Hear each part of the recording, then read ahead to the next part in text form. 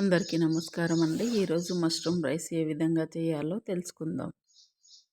Mushrooms 2 packets తీసుకున్నా అండి. ఇవి బాగా కడుక్కొని కట్ చేసి పక్కన పెట్టుకోవాలి. ప్యాన్ తీసుకొని కొద్దిగా ఆయిల్ వేసి ఆవాలు, ఆనియన్స్, కరివేపాకు, క్యాప్సికమ్ వేసుకొని బాగా వేయించుకోవాలండి. కొద్దిగా మిరియాల పొడి, ఒక టమోటా వేసుకున్నా అండి. వేసుకొని బాగా వేయించుకోవాలి.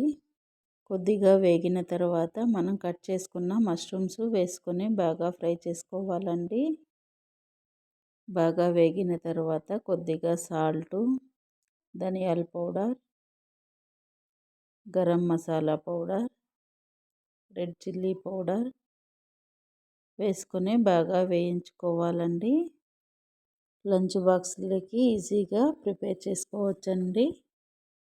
ముందుగా అన్నం రెడీ చేసుకున్నా అండి. ఇందులోకి అన్నం వేసుకొని బాగా మిక్స్ చేసుకోవాలి. మష్రూమ్స్లో ఎన్నో విటమిన్స్ ఉంటాయండి. మష్రూమ్స్ హెల్త్కి చాలా మంచిది. ఇలా రైస్ ఐటెం చేసి పెట్టండి, పిల్లలు ఇష్టంగా తింటారు.